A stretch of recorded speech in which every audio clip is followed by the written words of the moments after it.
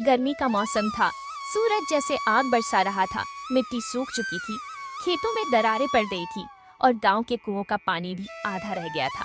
यह कहानी है एक गरीब किसान रामू की, उसकी पत्नी सीता और उनके छोटे बेटे गोपाल की, जो इस चिलचिलाती गर्मी में भी अपने अस्तित्व की लड़ाई लड़ रहे थे। सुबह के 7 ही बजे थे, लेकिन ऐसा लग रहा था जैसे दोपहर हो। रामू सिर पर गमछा बांधे हाथ में फावड़ा लिए खेत की ओर निकल चुका। ए रामू, इतनी तेज धूप है, कुछ खा तो लो। सीता, खेत को देखना जरूरी है। बारिश अब तक नहीं आई। अगर जमीन को पानी ना दिया तो फसल का क्या होगा? माँ, मुझे प्यास लगी है। बेटा, थोड़ा पानी बचा है, पर संभाल के पीना। रामू अपने खेत में पहुंचा तो दिल बैठ गया।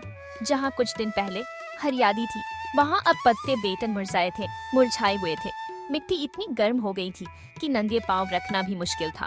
हे भगवान, यह गर्मी तो जान ले रही है। ऊपर से ना बिजली ना पानी, कैसे जिएंगे हम लोग? पास ही एक पड़ोसी किसान हरिया आता है। रामू, अब की बार भी कुछ ना होगा तो कर्ज कैसे चुकाएंगे? पता नहीं भाई, अब तो भगवान भरोसे हैं सब। सीता घर में गोपाल के पास बैठी थी, न तो पंखा चल रही थी। गोपाल बुखार में तप रहा था। हे हनुमान जी, मेरे बच्चों को कुछ ना हो। गर्मी ने तो हालत खराब कर दी है।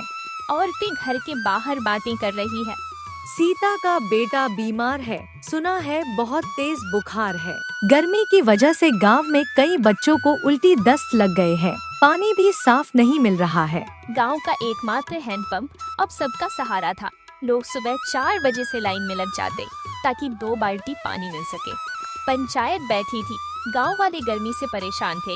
बिजली 3 से 4 दिन से गायब थी। स्कूल बंद थे, पशु पक्षी तक बेहाल थे।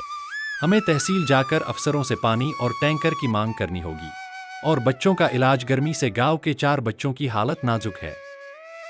कुछ की मौत भी हो चुकी है। क्या हमारा कोई सुनने वाला नहीं? रात को भी चैन नहीं था। लू की हवा अब भी गर्म थी।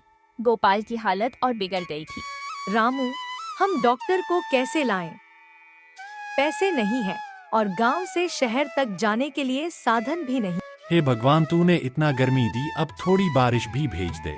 अगली सुबह आसमान में बादल थे। ठंडी हवा चली। गांव वाले घरों से बाहर आए। सबकी आंखों में एक ही सवाल था, क्या आज बारिश होगी? माँ, ठंडी हवा चल रही है, क्या आज बारिश होगी? हाँ बेटा, शायद भगवान हमारी बात सुन रहे हैं। और तभी पहली बूंदें जमीन पर गिरती है और गांव में फिर से खुशियां लौट आई।